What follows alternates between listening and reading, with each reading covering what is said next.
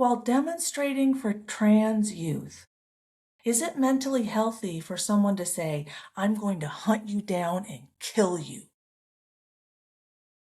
Is the person who said that likely in need of mental health care? And would it further complicate things if this person were a nurse and a mother? I'm Carrie Blazer, the reincarnation of Mary Magdalene, the divine feminine. My soul's name is Sophia. And I'm here today in large part to share my free ebook, linked below, my 6 divine feminine self-love strategies. But today's discussion is going to be about how we live in a holographic universe, how the universe and what we perceive and what we're attracted to is mirroring our own selves back to us. And I'm going to rely on the laws of physics, neurology, cardiology to do a deep dive into how all this works today. But let's start with this controversial video that's going around of a mother of a trans child having, a bit of a debate at a rally. And then she gets up into the ear of the other mother and says, I'm going to hunt you down and kill you, which is illegal. And then she walks off.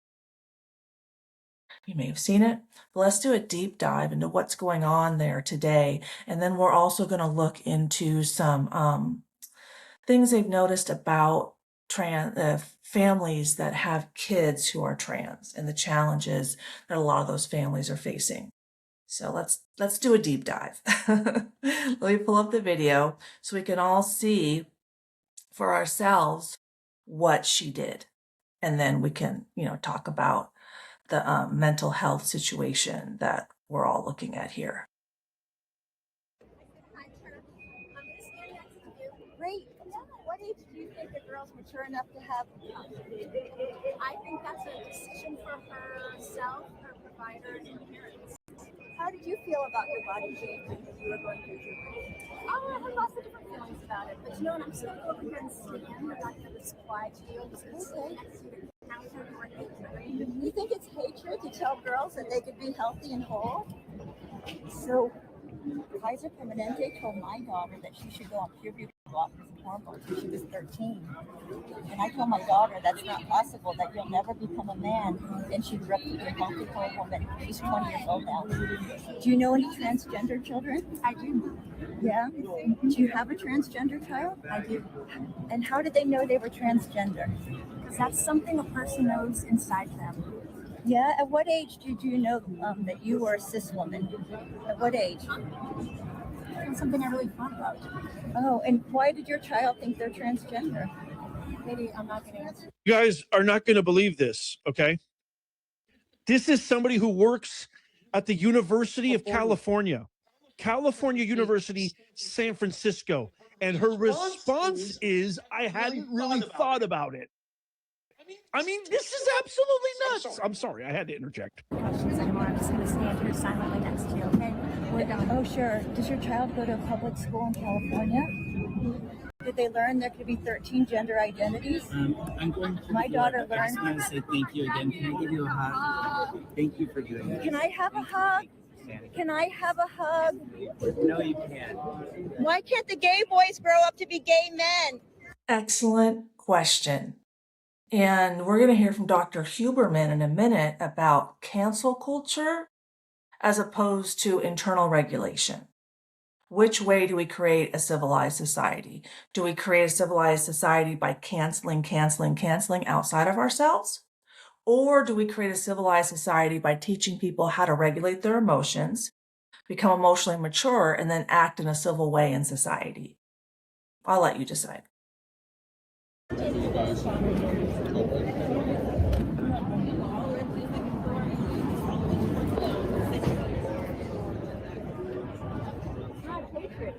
It's not hatred to tell a child that they can grow up to be healthy and whole. Girl top surgery. Kaiser Permanente charges only $100 copay, and the surgeon makes $25,000. I was approved for a phalloplasty and 2 appointments over Zoom. My doctor told me I could have a fake penis that would allow me to either be standing up or to have penetrative sex, but not both. Do you think your transgender child might one day have top surgery and a phalloplasty? Is that something you would allow them to have? You know, they make a phalloplasty out of the skin tissue on your thigh or your forearm. It's like a skin sausage. It's a fake penis. $130,000. I'm gonna hunt you down and fuck you. You can't say that. You can't tell somebody you're gonna kill them. Wow. This woman works for UC San Francisco. That's a huge medical organization. And she's a nurse. And she told someone she's going to hunt them down and kill them. Is that someone you want being a nurse who has so much kind of degeneracy, evil, and hatred coming out of her own heart? Let's hear from Dr. Huberman. And I'm not answering these questions for you. I'm offering a different perspective. And I really want you to self-reflect. How can we co-create a civil society? We live in a holographic universe. The heart's a vortex. The way the laws of physics operate proves this. So is the woman who said, I'm going to hunt you down and fucking kill you, talking about the other woman or herself? And how does that work? Let's hear from Dr. Huberman before we get into all that. Here we go. What we need to do is start to figure out how we can, I think, especially for the next generation of kids, how to teach them to regulate their nervous system so that they recognize that pulse of adrenaline as placing them in a compromised position. Like, we have to leverage the idea that being able to hear and listen hinges on the ability to be calm. So therefore, the ability to be calm is crucial to hearing and hearing and listening is crucial to our advancement as individuals and as groups. The problem is everyone's been trying to do this backwards. They've said we all have to get along. We have to cancel culture. We all have to, listen to one another. And I think, again, we have to start from the inside. We have to teach it physiologically. Now, I don't have a master plan on how to do that, but one of the reasons I'm here and one of the reasons I'm, teaching neuroscience on Instagram and not just in my laboratory is until we can learn to regulate the self, I don't think we're going to get where we want to go as a culture. What we need to do. Right. And did that woman, has she learned how to regulate herself well enough to have civil discourse in society? I mean, she's capable of leading her child to try to change her whole biological sex, which is physiologically impossible. And that is, as a woman, I'll never know what it feels like to be a man because I'm biologically a woman. So all I can do is look outside of myself and see, do I align with this? Do I align with that? Do I align with that? And then it's a mental game. As opposed to teaching our children they're healthy and whole and modeling whether you're a man or a woman and then helping them raise as such.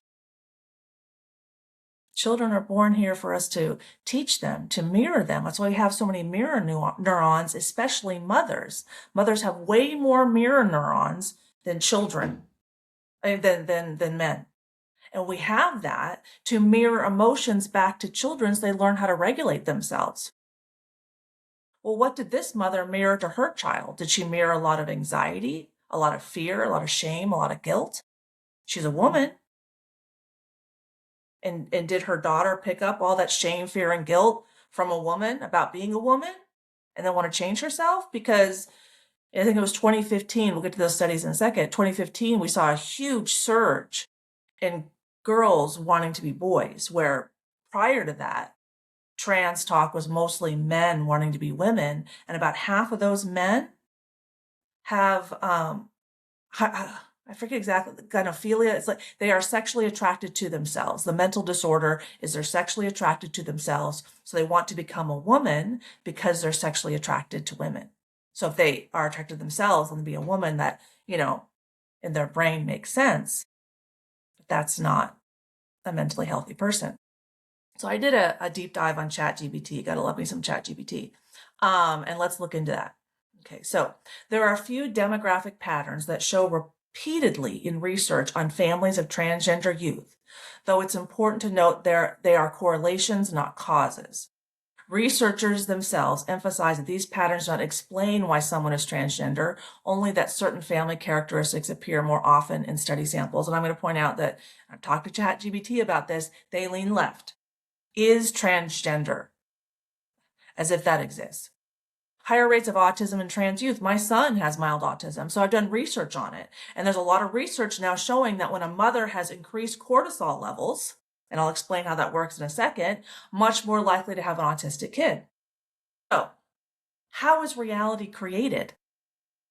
I'm going to lean on epigenetics right here and talk about it in a second, but I'll share a couple videos in a minute. Epi is before genetics. Epi means before genetics. And physicists have proven that we all have energy bodies. And epigenetics relies on an Albert Einstein quote. The field is the sole governing agency of the particle.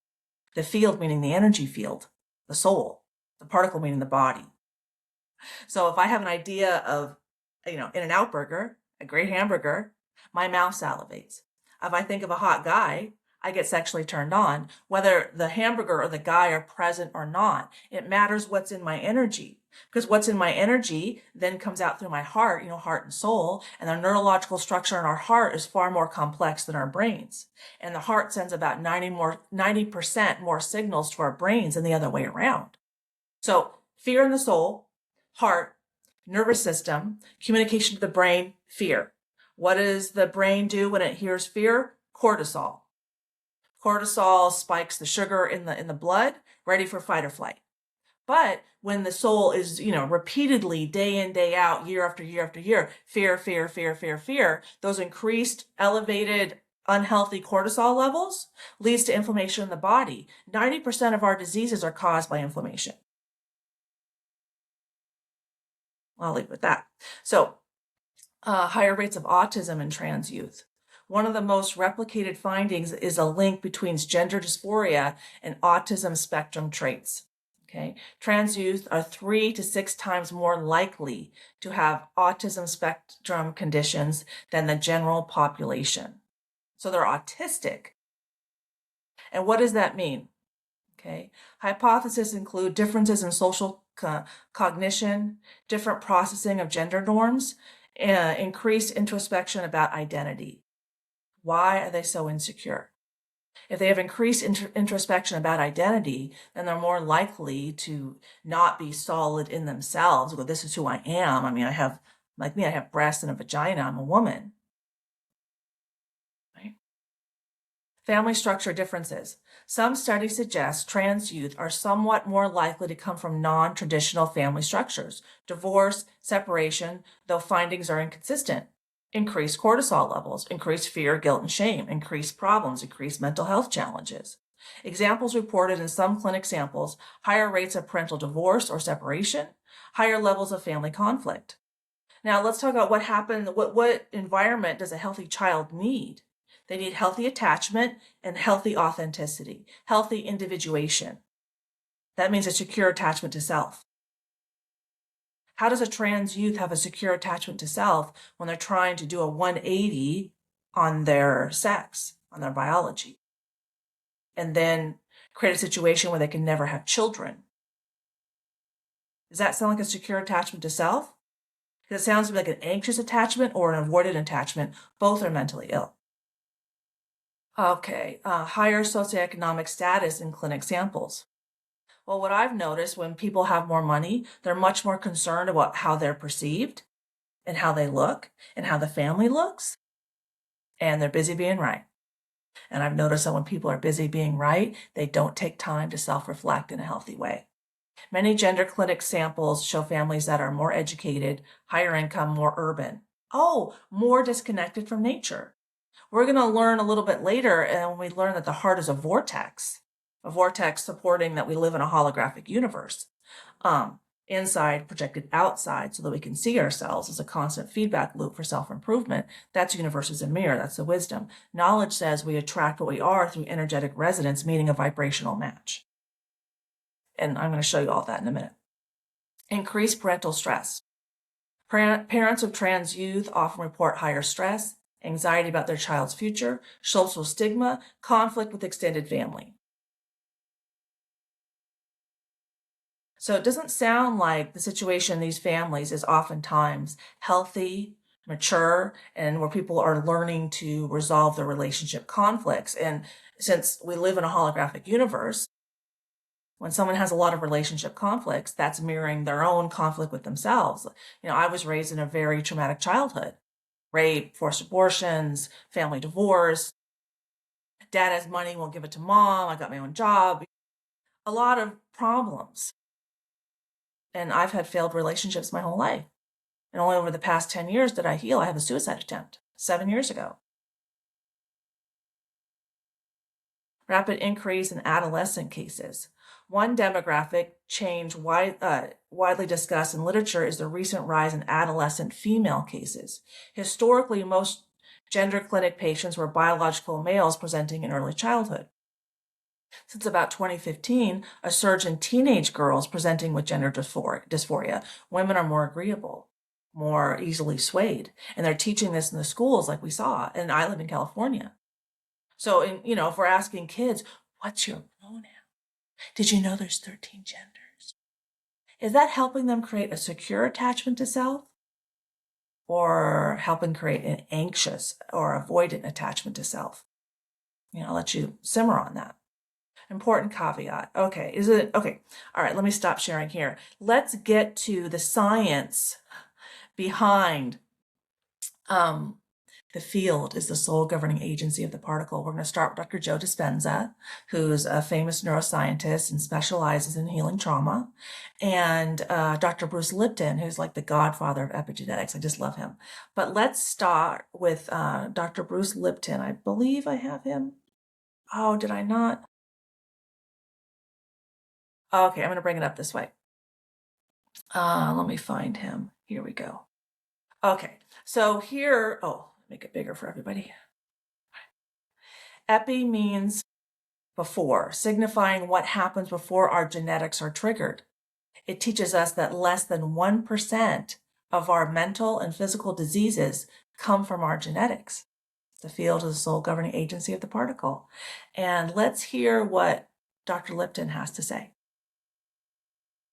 Whatever picture you hold in your mind, the brain releases complementary chemistry that matches that picture, and it releases it into the body. And the chemistry of the blood is what controls the genes and the behavior. Children, when adopted into a family where there's cancer running in that family, the adopted child will get the same family cancer. But the point, the adopted child has totally different genetics. What was the point? It was being adopted into a family where the programming of that child is what caused the cancer. It's consciousness who releases the chemistry to the environment that controls the genes. And you can change your consciousness, and you can change your environment. And all of a sudden I said, oh my God, we were programmed to be victims.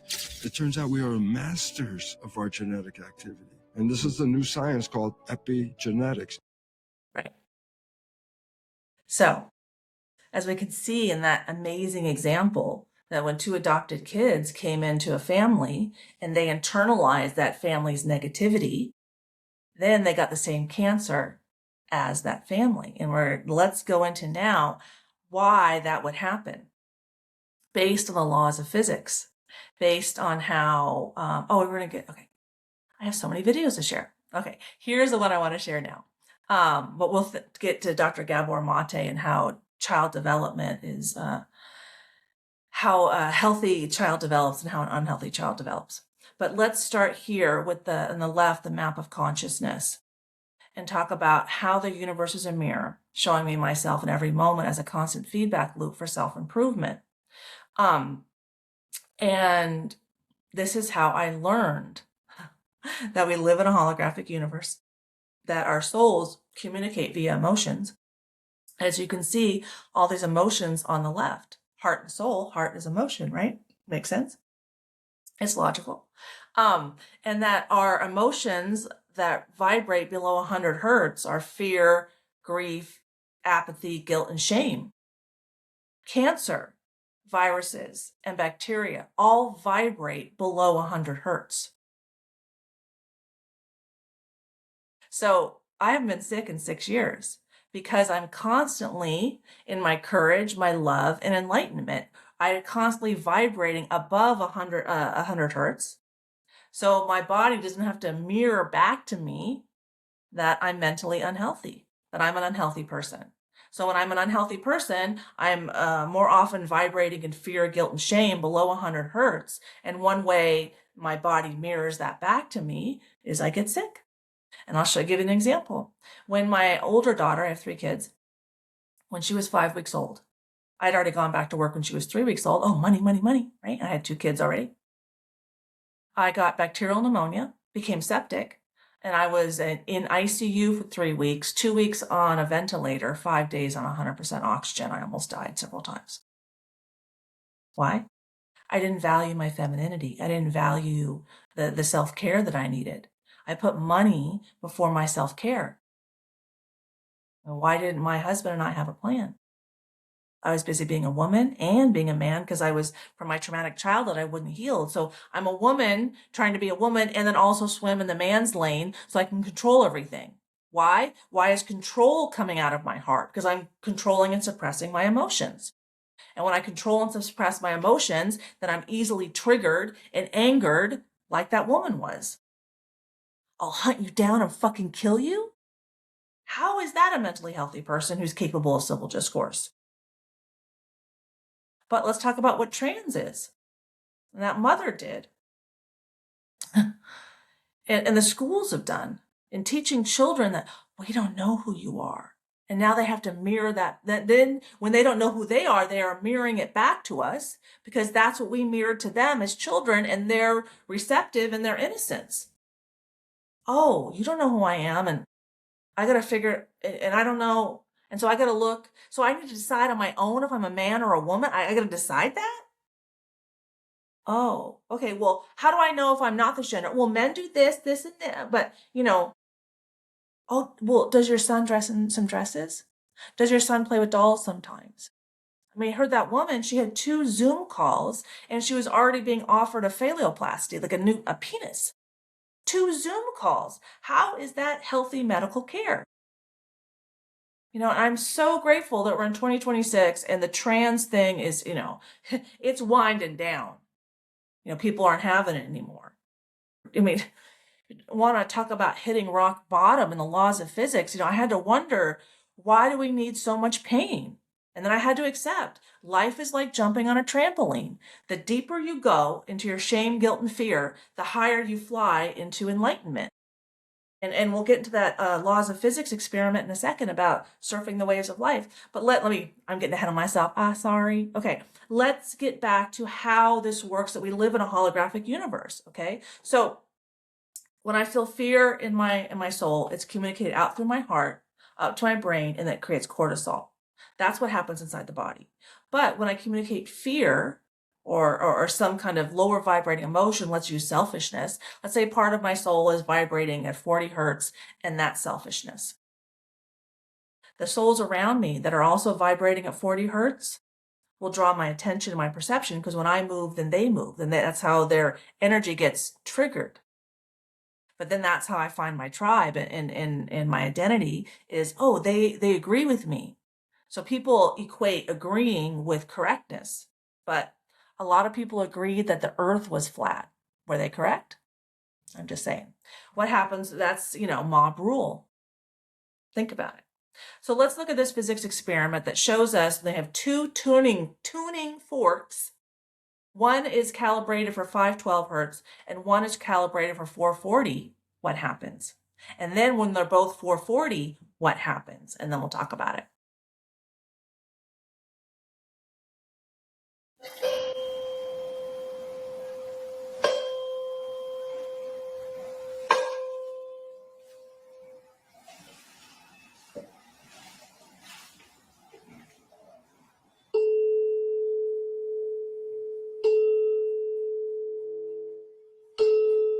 So when they're tuned to the same frequency, when one moves, the other moves, showing you yourself. I mean, how many women have you heard on the internet say, why are all men narcissists?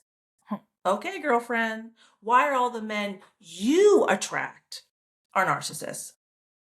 Where are all the good men?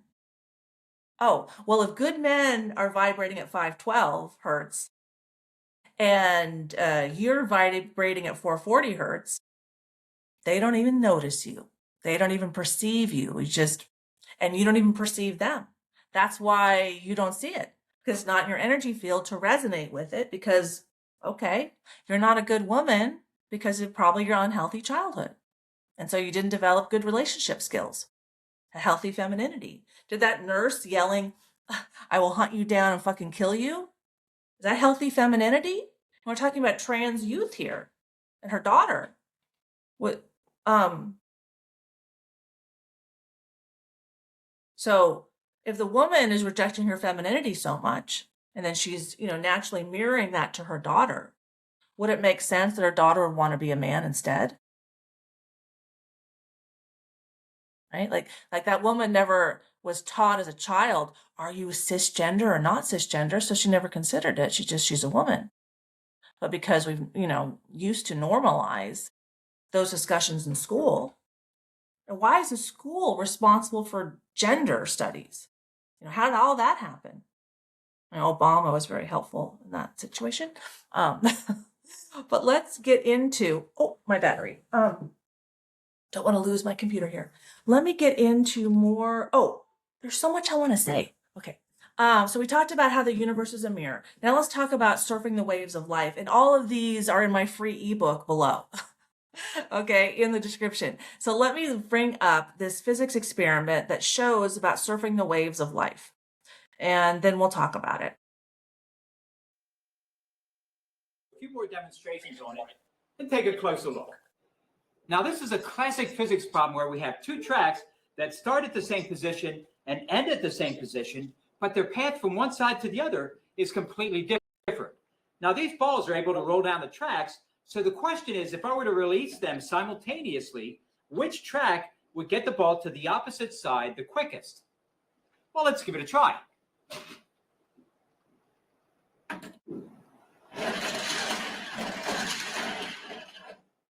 So the shortest distance between 2 points is not necessarily the fastest.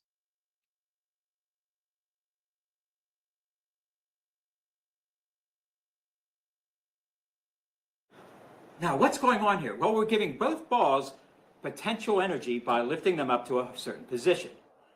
When I release them, only a small amount of its potential energy is changed into kinetic on this track, so its speed across a track isn't very high.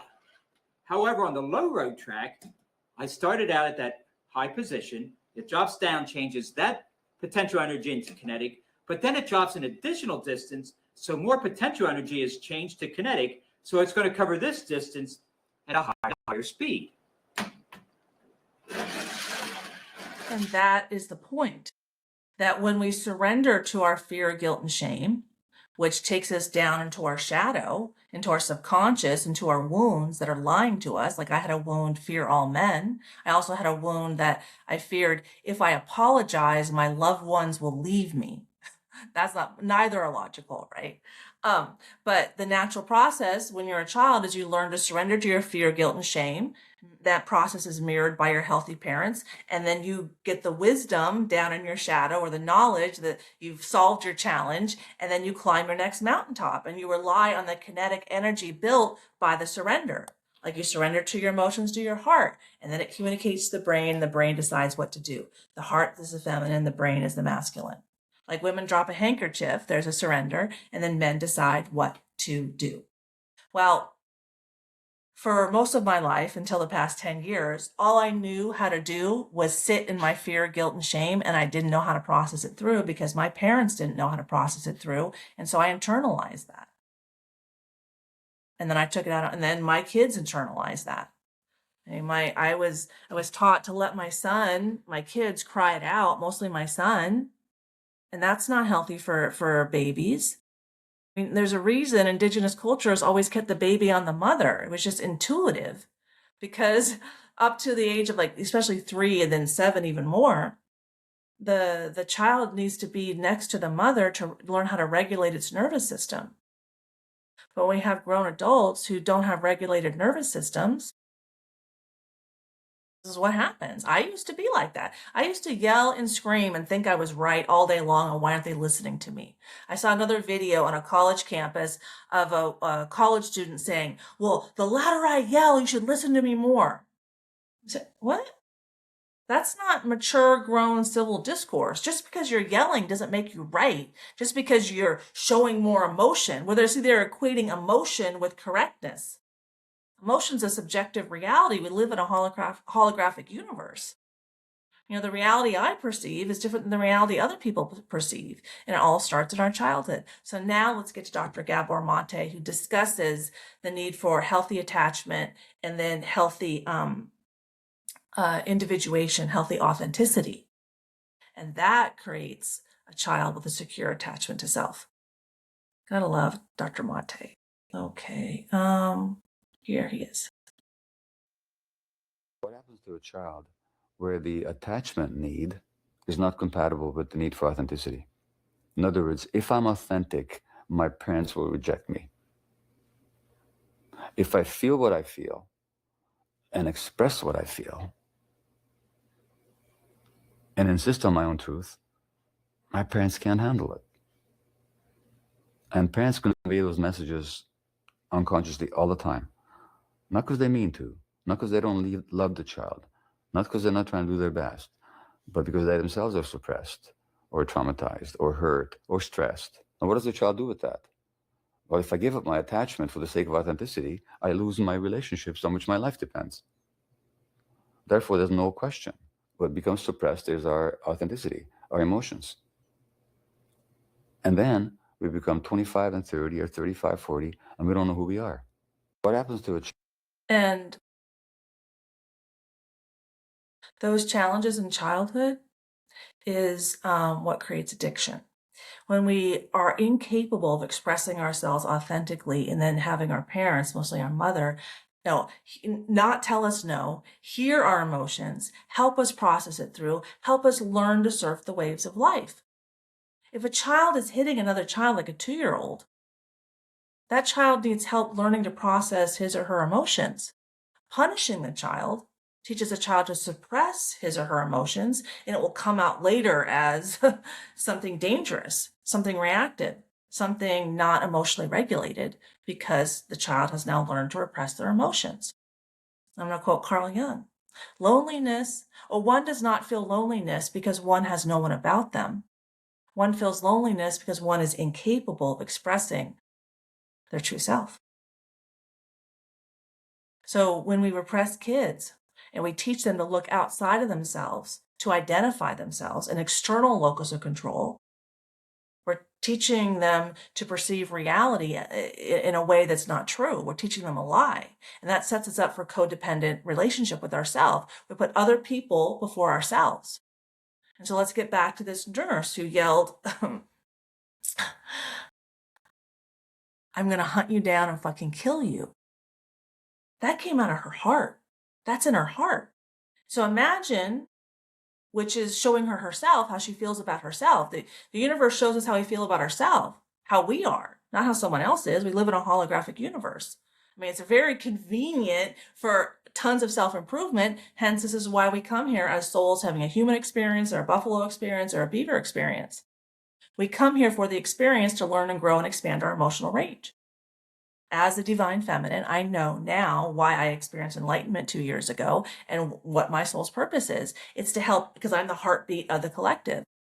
So I took on a ton of emotional pain, helped the collective go deep down into its shadow. The deeper, life's like jumping on a trampoline. The deeper you go, the higher you fly. So to expand your emotional range, we have to explore our depths, our fear, our guilt and shame in order to catapult us to our heights, like the surfing the waves of life showed us. We needed to build that kinetic energy, the propulsion momentum, to that downward, to then propel us all to experience enlightenment. And I hope that that's where we're after. I mean, we're sure drawing a lot of healthy boundaries around the world and creating a safer place.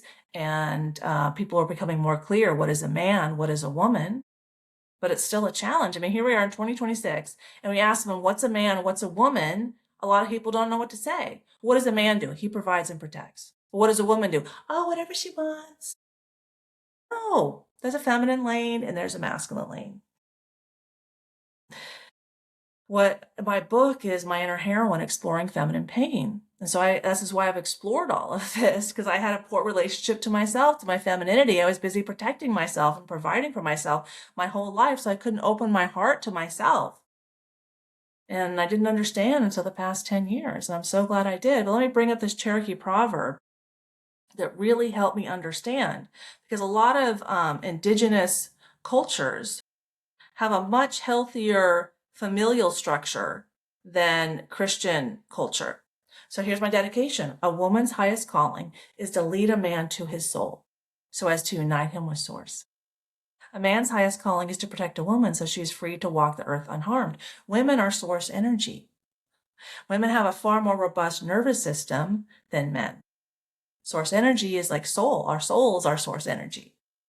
So that emotional communication that comes out of a feminine heart is designed to communicate to the man and be a reflection of the man and how he's doing. And then a man's highest calling to protect a woman, then, his job is the outside, her job is the inside. So the feminine lane is the emotional intimacy. And emotional intimacy is where mental health is created and sustained. Well, when we taught women over the past couple hundred years that it's best for them to go in the workforce, Industrial Revolution, separate mothers and children in Western society, because, money.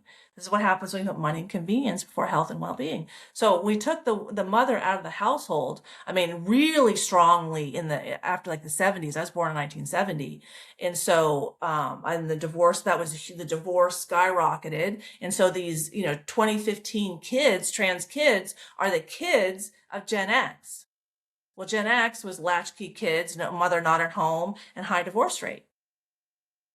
And then we get kids that are unhealthy and they've internalized all the negativity and all the self-hate from their parents, especially women, hating on their femininity, trying to be a man all day long at work. And we wonder why so many young girls don't want to be women. They want to be boys. Feminism encourages women to act like men. I don't need a man, so I'm going to go provide and protect for myself. But then we left femininity behind. And there's no one at home, with the healthy emotional center creating mental health in the family. And there's no mental health in the family, then that extrapolates to society.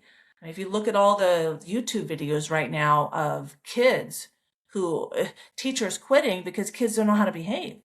And our school system is not set up to develop healthy feminine women and healthy masculine men. We treat the little girls like little boys, overstimulate their left brain with knowledge and logic, and then they become perfectionists. They close down their feminine heart and they're overactive in their brain, am I like that? Am I like that? Am I good enough? As opposed to finding the self-belief and self-confidence inside themselves, knowing that they were always good enough. They were born good enough. Everybody's born good enough. But they learn that they're not good enough from their parents who haven't healed from their own childhood trauma. And here's the conundrum of generational trauma. And I could go on and on and on. But let me stop sharing this. Trans kids is a hard topic for me. As a mother, as the divine feminine, as creation. And I had to do a deep dive. I was born in Arizona, but lived in California since I was 5. So I voted Democrat, liberal my whole life until 2024, and I voted for Trump. And what really changed me and to be more conservative, I have to say, is the trans kids. We're cutting off kids' genitals. We're allowing them to make a decision when we won't even allow kids to get a tattoo or drive a car or smoke a joint. But they know so much about themselves. They know so much about what it is to be a woman and what it is to be a man that they can make a decision. They're not a woman, they are a man. Or they're not a man, they are a woman. When in society, we don't even know. So society doesn't even know in general what is a woman and what is a man. Then how can we teach the kids and how can we expect them to be able to decide that when the adults in the room don't even fucking know? We don't even know. We don't even agree. So how can we have doctors who are supposed to be, healthy medical professionals doing such little rigor with their patients? 2 Zoom calls, now you can have a penis.